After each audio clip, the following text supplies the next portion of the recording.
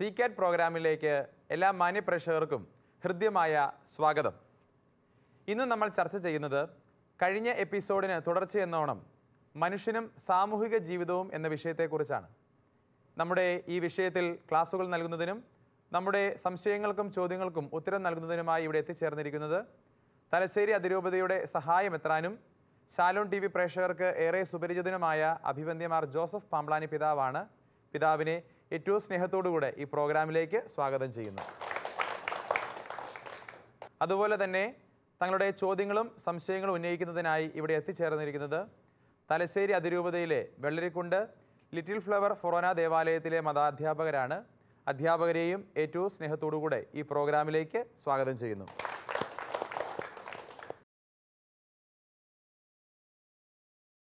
ഇനി അടുത്ത ചോദ്യം ആരാണ് ചോദിക്കുന്നത്? സാറിൻ്റെ പേരെന്താണ്? പേര് എബിൻ. എബിൻ സാറിൻ്റെ ചോദ്യം എന്താണ്? പിതാവേ, പുതിയ നിയമം സ്നേഹത്തിൻ്റെയും കൃപാവരത്തിൻ്റെയും സ്വാതന്ത്ര്യത്തിൻ്റെയും നിയമമാണെന്ന് പറയുമ്പോൾ പഴയ നിയമവുമായി എന്ത് വ്യത്യാസമാണ് പുതിയ നിയമത്തിനുള്ളത്?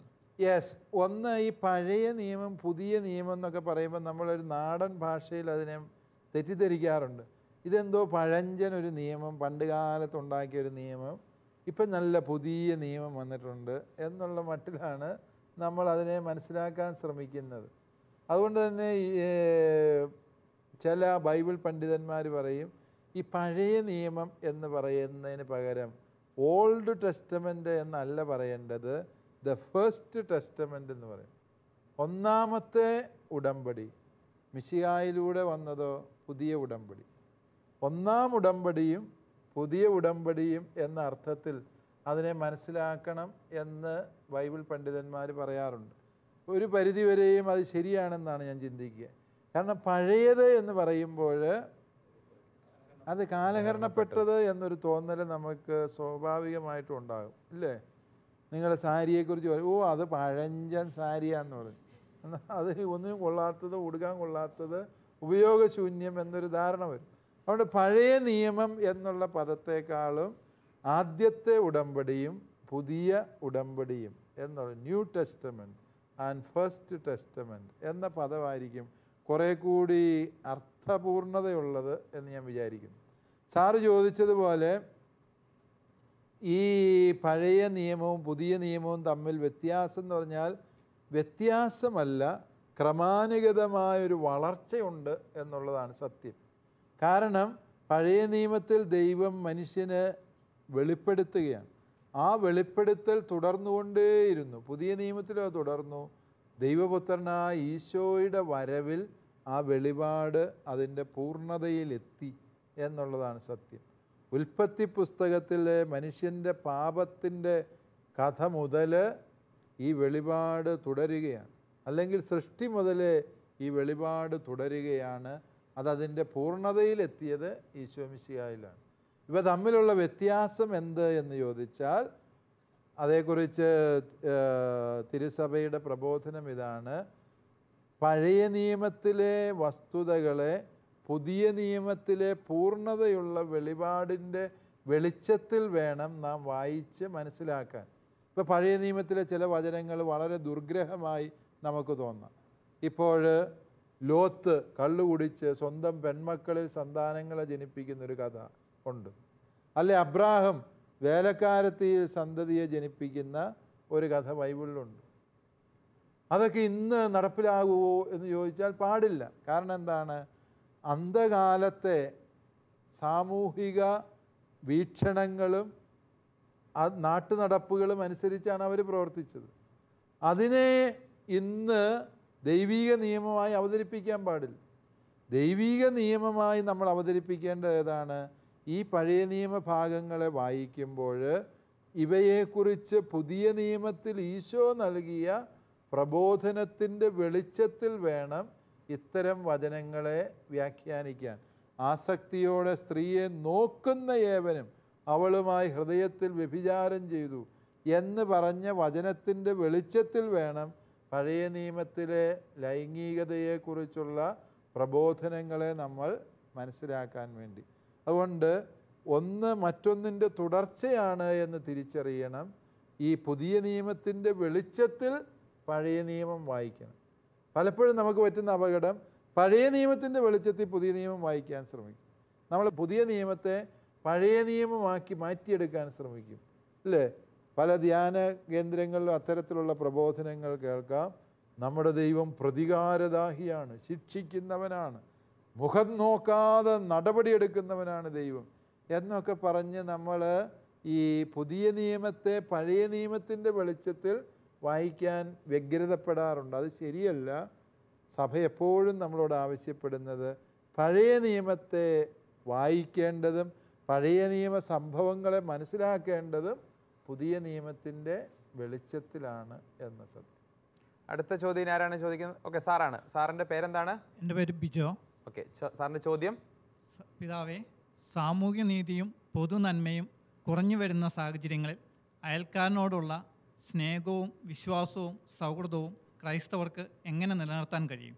യെസ്, അതായത് ഈ അയൽക്കാരനോടുള്ള സ്നേഹം നിലനിർത്തണമെങ്കിൽ അത് കുറഞ്ഞു പോയി എന്ന് വിചാരിച്ച് നമ്മളും ഇത് കുറയ്ക്കരുത്. അതാണ് അതിനുള്ള വഴിയെന്ന് പറയുന്നത്. കാരണം എന്താണ്? പൊതുസമൂഹം ഇപ്രകാരമുള്ള മൂല്യങ്ങളെ അവഗണിച്ച് ജീവിക്കാൻ തുടങ്ങുന്നു, പൊതു നന്മയെ അവഗണിച്ച് ജീവിക്കാൻ തുടങ്ങുന്നു, സാമൂഹിക നീതിയെ വിസ്മരിച്ച് ജീവിക്കാൻ തുടങ്ങുമ്പോൾ ക്രിസ്ത്യാനിക്ക് ദൈവം കൊടുത്തിരിക്കുന്ന വലിയൊരു വിളിയാണ്, ദൗത്യമാണ്. ഈ ലോകത്തിലെ ഈശോമിശിഹായുടെ സുവിശേഷത്തിന് സാക്ഷ്യം വഹിക്കേണ്ടത് എങ്ങനെയാണ്? മറ്റുള്ളവർ അന്യായം പ്രവർത്തിക്കുമ്പോഴും ഞാൻ അന്യായത്തിന് കൂട്ടു നിൽക്കുകയല്ല. ഇപ്പോൾ ഉദാഹരണമായിട്ട് ഒരു ഗവൺമെൻറ് ഓഫീസിൽ എല്ലാവരും കൈക്കൂലി മേടിക്കുന്നു എന്ന് വിചാരിക്കുക. അങ്ങനെ ആരും ചെയ്യുന്നില്ല എന്ന വിശ്വസിക്കാനാണ് നമുക്കെല്ലാം ഇഷ്ടം. പക്ഷേ അങ്ങനെ ഒരാൾ കൈക്കൂലി മേടിക്കുന്നുണ്ട്, കുറേ പേര് മേടിക്കുന്നു. ഒരു മനുഷ്യൻ, അവൻ ഈശോയിൽ വിശ്വസിക്കുന്നവന്, അവൻ തീരുമാനിച്ചു ഞാൻ ഈശോയിൽ വിശ്വസിക്കുന്ന വ്യക്തിയാണ്, ഞാൻ കൈക്കൂലി മേടിക്കുകയല്ല എന്നവനങ്ങ് തീരുമാനിച്ചു. അത് ഒരു സുവിശേഷ സാക്ഷ്യമാണ്, അല്ലേ? സുവിശേഷത്തിൻ്റെ അത്ഭുതകരമായൊരു സാക്ഷ്യമാണ്. ഞാനത് ചെയ്യുകയില്ല, കാരണം ഞാൻ എൻ്റെ കർത്താവിൽ വിശ്വസിക്കുന്നു. ആ ഓഫീസിലെ മറ്റെല്ലാ മനുഷ്യർക്കും ഒരു മനസാക്ഷിക്കടി ഉണ്ടാകും. ഒരുത്തം മേടിക്കാതിരിപ്പുണ്ടല്ലോ, അവൻ വല്ല പണിയും നമുക്ക് തന്നാലോ എന്ന് പേടിച്ചെങ്കിലും അവൻ മേടിയിൽ ചിലപ്പോൾ കുറച്ചെന്നിരിക്കും, അല്ലേ? സമൂഹത്തിൽ എല്ലാവരും തിന്മ ചെയ്യുന്നു, അതുകൊണ്ട് ഞാനും ചെയ്യുന്നു എന്ന ഒരു നീതീകരണത്തിലേക്ക് ക്രൈസ്തവൻ എത്തിപ്പെടാൻ പാടില്ല. പലപ്പോഴും നമ്മൾ മറ്റ് മതസ്ഥരെ കണ്ട് അത്ഭുതപ്പെടേണ്ടതാണ്. സുവിശേഷത്തിൻ്റെ ഉന്നതമായ നീതിബോധവും മൂല്യവും പകർന്നു കിട്ടിയ നമ്മളെക്കാളും ഇത്തരം മൂല്യങ്ങളെ ജീവിതത്തിൽ പകർത്തി പ്രതിബദ്ധതയോടെ ജീവിക്കുന്ന എത്രയോ മറ്റ് മതസ്ഥരെ നമ്മൾ ജീവിതത്തിൽ കണ്ടുമുട്ടാറുണ്ട്, അല്ലേ? അതൊക്കെയും ദൈവം നമ്മുടെ മുമ്പിൽ വയ്ക്കുന്ന വലിയ വെല്ലുവിളികളാണ്. തൻ്റെ ഏകജാതനായ ഈശോയെ തന്നിട്ട് പോലും നിനക്ക് ഇത്തരം മൂല്യബോധങ്ങളിലേക്ക് വളരാനാവുന്നില്ലല്ലോ എന്നുള്ള ദൈവത്തിൻ്റെ ദുഃഖവും ഓർമ്മപ്പെടുത്തലുമായി അത്തരം സന്ദർഭങ്ങളെ നാം മനസ്സിലാക്കേണ്ടതുണ്ട്. അതുകൊണ്ട് സമൂഹത്തിൽ ഇതെല്ലാം കുറഞ്ഞു പോവുകയാണ്, അതുകൊണ്ട് ക്രിസ്ത്യാനി അങ്ങനെ ആയിത്തീരുക എന്നുള്ള നിലപാടിലേക്ക് നാം എത്തിച്ചേരാൻ പാടില്ല.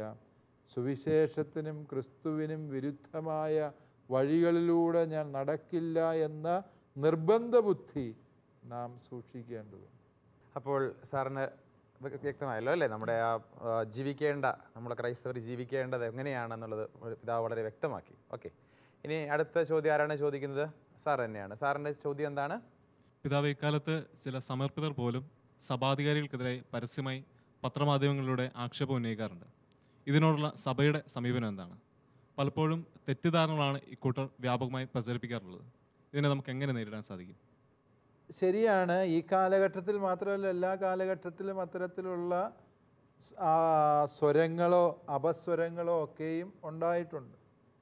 സന്യാസം എന്ന് പറയുന്നത്, അല്ലെങ്കിൽ പൗരോഹിത്യം, സന്യാസം എന്നൊക്കെ പറയുന്നത് ഈ ലോകത്തിൻ്റെ കണ്ണുകൊണ്ട് മാത്രം വായിച്ചെടുക്കേണ്ട ഒരു യാഥാർത്ഥ്യമല്ല. മറിച്ച് അത് തികച്ചും വ്യത്യസ്തമായ ഒരു ജീവിത ശൈലിയാണ്. ആ ജീവിത ശൈലി എല്ലാവർക്കും പറഞ്ഞിട്ടുള്ളതുമല്ല. പ്രത്യേകമായി വിളി ലഭിച്ച് ദൈവത്തിൻ്റെ സവിശേഷമായ ഇടപെടൽ ലഭിച്ചിട്ടുള്ള വ്യക്തികൾ അതിനുവേണ്ടി പ്രത്യേക പരിശീലനം സിദ്ധിച്ച് തങ്ങളെ കൊണ്ട് അപ്രകാരം ജീവിക്കാൻ പറ്റുമോ എന്ന് അനേക വർഷങ്ങൾ പരീക്ഷണം നടത്തിയ ശേഷമാണ് ഒരു വ്യക്തി സമ്പൂർണ്ണ സമർപ്പിത ജീവിതത്തിലേക്ക് പ്രവേശിക്കുന്നത്. നിങ്ങൾക്ക് സന്യാസത്തെക്കുറിച്ച് അറിവുണ്ടെന്നാണ് ഞാൻ വിചാരിക്കില്ല. നിങ്ങളുടെ കൂട്ടത്തിലുള്ള സിസ്റ്റേഴ്സിനോട് ചോദിച്ചാൽ മതി. അവരോട് ചോദിച്ചാൽ അവർക്കറിയാം, ഈ സന്യാസ സഭകൾ അവയിൽ തന്നെ സ്വതന്ത്ര സമൂഹങ്ങളാണ്. സഭയിൽ മെത്രാന്മാരല്ല അവരുടെ നിയമങ്ങൾ നിർമ്മിക്കുന്നത്, വികാരിച്ചനല്ല അവരുടെ നിയമം നിർമ്മിക്കുന്നത്. അവരുടെ നിയമങ്ങൾ അവരുടെ സമൂഹം നിശ്ചയിച്ചിട്ടുള്ളതും അതിന് റോമാ മാർപ്പാപ്പ അംഗീകാരം കൊടുത്തിട്ടുള്ളതുമാണ്. ആ നിയമത്തിൽ ഒരു മാറ്റവും വരുത്താൻ ഒരു മെത്രാനും ഒരച്ഛനും അവകാശമില്ല. അത് പരിശുദ്ധ മാർപ്പാപ്പായുടെ അനുവാദത്തോടെ കൊടുത്തിരിക്കുന്ന നിയമങ്ങളാണ്. ആ നിയമങ്ങളിൽ മാറ്റം വരുത്തുന്നത് ആരാണ്? മദർ ജനറലും കൗൺസിലേഴ്സും. അതായത് അതാത് സന്യാസ സഭകൾ കാലാകാലങ്ങളിൽ തിരഞ്ഞെടുക്കുന്ന സിസ്റ്റർമാരായ അധികാരികളാണ് ആ നിയമത്തിൽ ഭേദഗതി വരുത്തുന്നത്. ഗൗരവമായ ഭേദഗതിയാണ് എങ്കിൽ അത് പരിശുദ്ധ മാർപ്പാപ്പായുടെ അംഗീകാരത്തോടു കൂടിയാണ് ആ ഭേദഗതി നടപ്പിലാക്കുക. സാധാരണ ഭേദഗതികളൊക്കെ ആണെങ്കിൽ അവരുടെ മദർ ജനറലും കൗൺസിലേഴ്സും അംഗീകരിച്ച് കഴിയുമ്പോൾ അത് നിയമം തന്നെയാണ്. അതായത് സിസ്റ്റേഴ്സിൻ്റെ നിയമം അവരുടെ സ്ഥാപക പിതാവിൻ്റെയോ സ്ഥാപക മാതാവിൻ്റെയോ ലക്ഷ്യങ്ങൾക്കനുസരിച്ച് അവർ രൂപപ്പെടുത്തിയ നിയമം. ആ നിയമത്തിനനുസരിച്ച് ജീവിച്ചു കൊള്ളാമെന്ന് അവർ തന്നെ എടുക്കുന്ന പ്രതിജ്ഞയാണ്. ആ പ്രതിജ്ഞ അനുസരിച്ച് ജീവിക്കാൻ പറ്റുമോ എന്ന് മിനിമം 6 കൊല്ലമെങ്കിലും ഈ താൽക്കാലിക വ്രതവാഗ്ദാനം നടത്തണം. എന്ന് പറഞ്ഞാൽ ഓരോ കൊല്ലത്തേക്ക് 1 കൊല്ലവും കൂടി ഞാൻ പരീക്ഷിച്ച് നോക്കുവാണ് എനിക്ക് ഈ വ്രതമനുസരിച്ച് ജീവിക്കാൻ പറ്റുമോ എന്ന്. അവർക്ക് പറ്റിയല്ല എന്ന് തോന്നുകയാണെങ്കിൽ അവർക്ക് ആ സമയത്ത് തന്നെ പോകാവുന്നു. അവർക്ക് ഒരു നിർബന്ധവും ഇല്ലേ? അപ്രകാരമല്ലേ? സിസ്റ്റർ എത്ര കൊല്ലം ഇങ്ങനെ പരീക്ഷണം നടത്തിയിട്ടാണ് നിത്യവ്രത വാഗ്ദാനം നടത്തിയത്? 8 വർഷം. 8 വർഷം ഇങ്ങനെ പരീക്ഷണം നടത്തിയിട്ട് സിസ്റ്ററിന് ബോധ്യം വന്നു എന്നെ കൊണ്ട് ഇങ്ങനെ ജീവിക്കാൻ പറ്റും എന്ന്, അല്ലേ? തീർച്ചയായിട്ടും. അങ്ങനെയാണ് സിസ്റ്റർ വ്രത വാഗ്ദാനം. സിസ്റ്ററോ? എൻ്റെ ഫൈനൽ വോസ് കഴിഞ്ഞിട്ടില്ല. സിസ്റ്ററിൻ്റെ ഫൈനൽ വോസ് കഴിഞ്ഞിട്ടില്ല ഇതുവരെ? ഇല്ല. അതിൻ്റെ അർത്ഥം സിസ്റ്റർ ഇപ്പോഴും ആ പരീക്ഷണം തുടർന്നുകൊണ്ടിരിക്കുകയാണ്, അല്ലേ? സിസ്റ്ററിന് എപ്പോഴാണോ അത് പൂർണ്ണമായ സമർപ്പണം നടത്താൻ പറ്റുന്നത് എന്ന് സിസ്റ്റർ തീരുമാനിക്കുന്നോ അപ്പോൾ സിസ്റ്റർ നടത്തിയാൽ മതി. ആരും സിസ്റ്ററിനെ നിർബന്ധിക്കുകയല്ല ചെയ്യാൻ. അതായത് ഇത് എല്ലാ പ്രേക്ഷകരും മനസ്സിലാക്കണം. സന്യാസം എന്ന് പറയുന്നത് നിയമത്തിൻ്റെ ചട്ടക്കൂട്ടിൽ അടിച്ചേൽപ്പിച്ചൊരു കാര്യമല്ല. ഈ നിയമം അനുസരിച്ച് ജീവിക്കാൻ എനിക്ക് പറ്റുമെന്ന് ആ വ്യക്തി തീരുമാനമെടുത്ത് പ്രത്യേക പരിശീലനം നേടി ആ തീരുമാനത്തിനുള്ളിൽ ജീവിക്കാൻ പറ്റുമോ എന്ന് അനേകം വർഷങ്ങൾ പരീക്ഷണം നടത്തിയിട്ട് അവർ വരിക്കുന്ന ജീവിതമാണ് സന്യാസ ജീവിതം എന്ന് പറയുക. ആ സന്യാസത്തിൻ്റെ വഴിയിൽ ജീവിക്കുമ്പോൾ അതിനുള്ളിലായിരിക്കുമ്പോൾ അതിൻ്റെ നിയമങ്ങൾ പാലിച്ചേ പറ്റൂ, ഇല്ലേ? അത് സന്യാസത്തിൽ മാത്രമല്ലല്ലോ അത്തരം ആന്തരിക നിയമങ്ങളുള്ളത്. പട്ടാളത്തിൽ ചെന്നിട്ട് തോന്നിയ പോലെ ചെയ്യാൻ പറ്റൂ? പട്ടാളത്തിൻ്റേതായ നിയമമുണ്ട്. ഇത് പൗരസ്വാതന്ത്ര്യമാണെന്നും പറഞ്ഞിറങ്ങാൻ പാടില്ല. മറിച്ച് പട്ടാളത്തിലായിരിക്കുന്നിടത്തോളം കാലം നീ പട്ടാളത്തിലെ നിയമങ്ങൾ പാലിക്കണം, ഇല്ലേ? ഏത് കമ്പനിയിൽ ജോലി ചെയ്യുമ്പോഴാകട്ടെ ആ കമ്പനിയുടെ നിയമവ്യവസ്ഥകളുണ്ട്, അതിൻ്റെ ബൈലോ ഉണ്ട്, അതനുസരിച്ച് പ്രവർത്തിക്കും. ഒരു രാഷ്ട്രീയ പാർട്ടി പ്രവർത്തിക്കുമ്പോൾ ആ രാഷ്ട്രീയ പാർട്ടിയുടെ എഴുതപ്പെട്ട നിയമങ്ങളുണ്ട്, ആ നിയമങ്ങൾ അനുസരിക്കാൻ മനസ്സില്ലേ? യു ആർ ഔട്ട്, അല്ലേ? രാഷ്ട്രീയ പാർട്ടികൾ എത്രയോ പേരെ പുറത്താക്കുന്നു. എല്ലാ സാമൂഹിക സംവിധാനങ്ങൾക്കും ഉള്ളതാണ് ഇപ്രകാരമുള്ള ആന്തരികമായ ചട്ടക്കൂടുകൾ. ആ ചട്ടക്കൂടുകൾക്കുള്ളിൽ നിൽക്കാൻ ഏതെങ്കിലും സമർപ്പിതർക്ക്, വൈദികർക്കോ സിസ്റ്റേഴ്സിനോ താല്പര്യക്കുറവുണ്ട് എങ്കിൽ, അല്ലെ അവരെ കൊണ്ട് അത് പറ്റുന്നില്ല എന്നുണ്ട് എങ്കിൽ, പ്രിയപ്പെട്ട പ്രേക്ഷകരെ, നിങ്ങളെല്ലാവരും മനസ്സിലാക്കുക, സഭ എക്കാലവും അവർക്ക് സ്വാതന്ത്ര്യം കൊടുത്തിരിക്കുകയാണ്. ഏത് സമയം അവർക്ക് തീരുമാനമെടുക്കാം സന്യാസം വിട്ട് പുറത്തേക്ക് വരാൻ. സഭയുടെ കാനൻ നിയമം തന്നെ വളരെ വ്യക്തമായി പറയുന്നുണ്ട്, ഏതെങ്കിലും കാരണവശാൽ സന്യാസത്തിൻ്റെ വഴിയെ മുന്നോട്ട് പോകാൻ പറ്റാത്ത സാഹചര്യമാണ് ഒരു സിസ്റ്റർക്ക്, ഒരു സമർപ്പിതയ്ക്ക് ഉള്ളത് എന്ന് ആ വ്യക്തിക്ക് ബോധ്യം വരികയും ആ വ്യക്തിയെ സഹായിക്കാൻ സന്യാസ സമൂഹം എല്ലാം പരിശ്രമിച്ചിട്ടും പുറത്തു പോകാൻ തന്നെയാണ് ആ വ്യക്തിയുടെ തീരുമാനമെങ്കിൽ അതിനെ ബഹുമാനിക്കണം എന്ന് മാത്രമല്ല, ആ പുറത്തു പോകുന്ന വ്യക്തിക്ക് മാന്യമായി ജീവിക്കാനുള്ള വഴികൾ കണ്ടെത്തി കൊടുക്കാനും ഈ സന്യാസഭയ്ക്ക് ഉത്തരവാദിത്വമുണ്ട് എന്ന് നിയമത്തിൽ എഴുതി വച്ചിട്ടുണ്ട്. ഇല്ലേ സിസ്റ്റർ? തീർച്ചയായിട്ടും എഴുതി വച്ചിട്ടുണ്ട്. അതുകൊണ്ട് ഇവിടെ ആരെങ്കിലുമൊക്കെ ഒരു പുകമറ സൃഷ്ടിക്കാൻ ശ്രമിക്കരുത്. പാവം സിസ്റ്റേഴ്സിനെ ഇങ്ങനെ പെരുങ്കോട്ടയ്ക്കകത്ത് അടച്ചു പൂട്ടിയിട്ടിരിക്കുകയാണ്. നിങ്ങൾ ഇന്ന് 2 സിസ്റ്റേഴ്സ് ഈ കൂട്ടിലൊത്തിലുണ്ടായത് വളരെ നന്നായി. അല്ലായിരുന്നെങ്കിൽ ഞാൻ ഈ പറയുന്നത് ഇവർ വിശ്വസിക്കുകയില്ലായിരുന്നു. കാരണം അത്രയ്ക്ക് വലിയ പുകമറയാണ് ഇവിടെ സൃഷ്ടിക്കപ്പെട്ടിരിക്കുന്നത്. ഈ സിസ്റ്റേഴ്സ്, ഈ സമർപ്പിതർ എന്ന് പറയുമ്പോൾ സിസ്റ്റേഴ്സ് മാത്രമല്ല, ഇതേ നിയമങ്ങൾ തന്നെയാണ് സമർപ്പിതരായ വൈദികർക്കും ഉള്ളത്. ഇടവക വൈദികർ എന്ന് പറയുന്നത് അവർ 3 വ്രതങ്ങൾ അവരും പാലിക്കുന്നുണ്ട്, ദാരിദ്ര്യവും ബ്രഹ്മചര്യവും അനുസരണവും. പക്ഷേ ഇടവക വൈദികർക്ക് ഒരു വ്യത്യാസമുണ്ട്. അവർക്ക് സന്യാസ സഭയുടെ സംരക്ഷണം ഇല്ലാത്തതിനാൽ അവരുടെ വ്യക്തിപരമായ ആവശ്യങ്ങൾക്ക് വേണ്ട പണം സ്വന്തമായി വിനിയോഗം ചെയ്യാൻ അവർക്ക് അവകാശമുണ്ട്. അതുകൊണ്ട് ഇടവക വൈദികർക്ക് സ്വന്തമായി വാഹനം, സ്കൂട്ടർ മേടിക്കാനോ ബൈക്ക് മേടിക്കാനോ കുറച്ച് പ്രായമായി കഴിയുമ്പം കാറ് മേടിക്കാനോ ഒക്കെ അവർക്ക് അവകാശമുണ്ട്. അതേസമയം സന്യാസ സഭയിലെ വൈദികർക്ക് ആ അവകാശം ഒരിക്കലുമില്ല. സിസ്റ്റേഴ്സിന് മാത്രമല്ല, സന്യാസ സഭയിലെ വൈദികർക്ക് ആർക്കും സ്വന്തമായി വാഹനം മേടിക്കാനോ സ്വന്തമായി ബാങ്ക് അക്കൗണ്ട് തുടങ്ങാനോ അവകാശമില്ല. അത് സന്യാസത്തിൻ്റെ നിയമമാണ്. അതുകൊണ്ട് അച്ഛന്മാർക്ക് എന്തു ആകാമല്ലോ, സിസ്റ്റേഴ്സിനോട് മാത്രം വിവേചനം എന്താണ് എന്ന് ചോദിക്കുന്നത് അറിവില്ലായ്മ കൊണ്ടാണ്. ഇടവക പട്ടക്കാരായ വൈദികർ അവരുടെ വ്യക്തിപരമായ ആവശ്യങ്ങൾ നിറവേറ്റാൻ, എന്ന് പറഞ്ഞാൽ സാമ്പത്തിക ആവശ്യങ്ങൾ നിറവേറ്റാൻ വേറെ വഴികളില്ല, അവർ തന്നെ അതിനുള്ള വഴികൾ കണ്ടുപിടിക്കണം. അതേസമയം സന്യാസത്തിലുള്ളവരുടെ എല്ലാ സാമ്പത്തിക ആവശ്യങ്ങളും നിറവേറ്റുന്നത് സന്യാസ സമൂഹമാണ്. അത് സിസ്റ്റേഴ്സ് ആണെങ്കിലും അച്ഛന്മാരാണെങ്കിലും.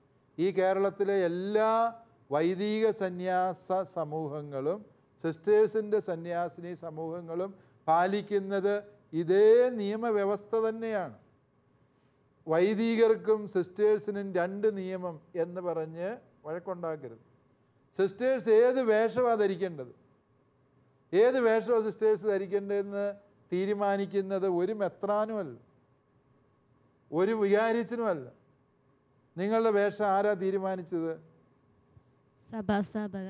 നിങ്ങളുടെ സഭയുടെ സ്ഥാപകരും അത് മാറ്റാം. നിങ്ങളുടെ സഭയുടെ ചാപ്റ്റർ കൂടി തീരുമാനിക്കുകയാണ്, നമ്മൾ ഇനി മുതൽ ഇത്രയും നീളമുള്ള വേഷമൊക്കെ ഇട്ട് നടക്കാൻ പാടാണ്, നമ്മൾ ചുരിദാർ ധരിച്ച് നടക്കാം, അല്ലെ സാരി ഉടുക്കാം. തീർച്ചയായും നിങ്ങൾക്ക് അപ്രകാരം തീരുമാനിക്കാനും ആ വേഷം മാറ്റാനുമുള്ള അവകാശമുണ്ട്.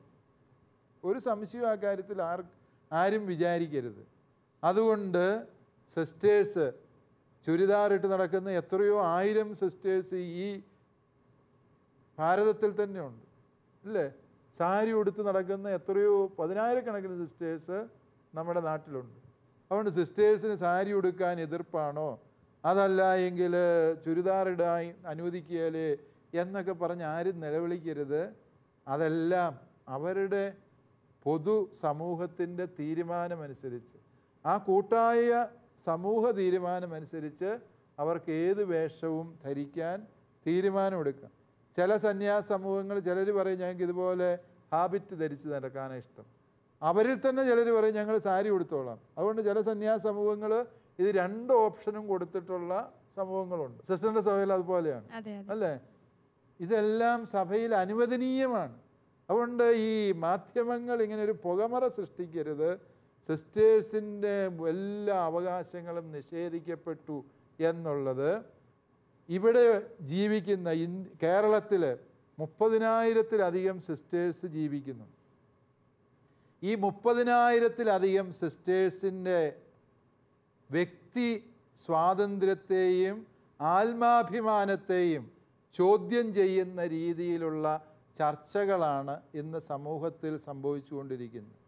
പാവം വിവരമില്ലാത്ത കാലത്ത്, എട്ടും പൊട്ടും തിരിയാത്ത കാലത്ത് അവർ മഠത്തിനകത്ത് പെട്ടുപോയി, അതിനകത്ത് നിന്ന് അവർക്ക് രക്ഷയേയില്ല എന്ന മട്ടിലാണ് നമ്മൾ പലപ്പോഴും ചർച്ചകളിൽ കേൾക്കുന്നത്, ഇല്ലേ? നിങ്ങൾ സിസ്റ്റേഴ്സാണ് വാസ്തവത്തിൽ അതിനെതിരെ വാതുറന്ന് സംസാരിക്കേണ്ടത്. കാരണം ഞങ്ങൾ ആത്മാഭിമാനമുള്ള, അന്തസ്സുള്ള, അറിവുള്ള സ്ത്രീകൾ തന്നെയാണ്. ഞങ്ങളുടെ ആത്മാഭിമാനത്തിന് വില പറയുന്നവരെ നിർത്തേണ്ടടുത്ത് നിർത്താൻ ഞങ്ങൾക്കറിയാം, ഇല്ലേ?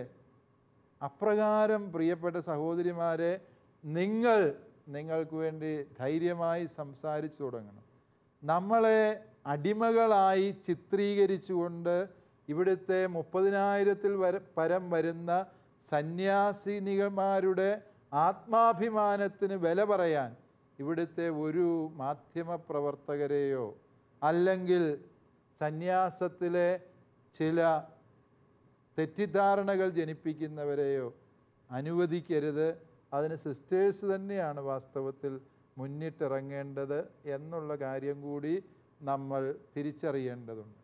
ഈ 30,000 സിസ്റ്റേഴ്സിൽ ആരെങ്കിലും തന്നിഷ്ടപ്രകാരം സമൂഹ നിശ്ചയത്തിന് വിരുദ്ധമായ വേഷം ധരിച്ച് നടക്കുന്നുണ്ട്? ഈ 30,000 സിസ്റ്റേഴ്സും ഏകദേശം 6,000-ഓളം വരുന്ന സന്യാസ വൈദികരുമുള്ള ഈ കേരളത്തിൽ ഇവരിൽ ആരെങ്കിലും സ്വന്തമായ വാഹനങ്ങൾ വാങ്ങി നടക്കുന്നുണ്ടോ? നമ്മൾ ചിന്തിക്കേണ്ടതാണ്. സന്യാസത്തെ നമ്മൾ വിലയിരുത്തേണ്ടത് ഇപ്രകാരമാണ് എന്നുള്ള തിരിച്ചറിവ് നമ്മൾ മനസ്സിലാക്കുക. ഏതൊരു വ്യവസ്ഥിതിയിലും അതിൻ്റേതായ ആന്തരിക അച്ചടക്കം പ്രധാനപ്പെട്ടതാണ്. നമ്മുടെ രാജ്യത്ത് ഒരു IAS ഓഫീസർ സർക്കാരിൻ്റെ അനുവാദം മേടിക്കാതെ പുസ്തകം പ്രസിദ്ധീകരിച്ചു എന്ന കാരണം കാണിച്ച് അയാൾക്ക് വിശദീകരണ നോട്ടീസ് കൊടുക്കുകയും അയാൾക്ക് സസ്പെൻഷൻ കൊടുക്കുകയും ചെയ്തിട്ട് 1 കൊല്ലമേ ആയിട്ടുള്ളൂ കേരളത്തിൽ, അല്ലേ? ഏതൊരു സംവിധാനത്തിലും അതിൻ്റേതായ അച്ചടക്കം ആവശ്യമുണ്ട് എന്ന് പറയുന്നതിൽ ആരും അസ്വസ്ഥരാകേണ്ടതില്ല. സന്യാസം മുഴുവനും അടിമത്തമാണ് എന്ന് സ്ഥാപിക്കാൻ ശ്രമിക്കുന്നവർ സന്യാസിനിമാരുടെ സുഹൃത്തുക്കളല്ല, അവരുടെ നന്മ ആഗ്രഹിക്കുന്നവരുമല്ല. മറിച്ച് സന്യാസത്തിൻ്റെ നന്മയിൽ ചെളിവാരി എറിയാൻ കൊതിക്കുന്നവരും സന്യാസ ജീവിതത്തിലേക്ക് ഇനി ഒരു കൊച്ചുപോലും കടന്നു വരാൻ പാടില്ല എന്ന ഗൂഢലക്ഷ്യമുള്ളവരുമാണ് വാസ്തവത്തിൽ ഇത്തരം പ്രചാരണങ്ങളുമായി ഇന്ന് രംഗത്തിറങ്ങിയിരിക്കുന്നത്. അതുകൊണ്ട് പ്രിയപ്പെട്ട പ്രേക്ഷകരും പ്രിയപ്പെട്ട സന്യസ്തരും ഇപ്പോൾ നടമാടിക്കൊണ്ടിരിക്കുന്ന പല അപകടകരമായ പ്രവണതകളുടെയും നിജസ്ഥിതി ശരിയായ രീതിയിൽ തിരിച്ചറിയണം. ഈ ദിവസങ്ങളിൽ നമ്മൾ ചർച്ച ചെയ്തത് മനുഷ്യനും സാമൂഹിക ജീവിതവും എന്ന വിഷയത്തെക്കുറിച്ചാണ്. ഈ വിഷയത്തെക്കുറിച്ചുള്ള ചർച്ച ഇവിടെ അവസാനിക്കുന്നു. നമ്മുടെ ഈ പ്രോഗ്രാമിൽ ഇവിടെ എത്തിച്ചേരുകയും നമ്മുടെ ചോദ്യങ്ങൾക്കും സംശയങ്ങൾക്കും ഉത്തരം നൽകുകയും ചെയ്ത അഭിവന്ദ്യ മാർ ജോസഫ് പാംബ്ലാനി പിതാവിന് ഹൃദയം നിറഞ്ഞ നന്ദി അറിയിക്കുന്നു. അതുപോലെ തന്നെ നമ്മുടെ ക്ലാസ്സിൽ പങ്കെടുക്കുകയും നല്ല നല്ല ചോദ്യങ്ങളും സംശയങ്ങളും ഉന്നയിച്ച വെള്ളരിക്കുണ്ട് ലിറ്റിൽ ഫ്ലവർ ഇടവകയിലെ മതാധ്യാപകർക്ക് ഹൃദയം നിറഞ്ഞ നന്ദി അറിയിക്കുന്നു. അടുത്ത എപ്പിസോഡിൽ പുതിയൊരു വിഷയവുമായി വീണ്ടും കാണുന്നതുവരെ നന്ദി, നമസ്കാരം.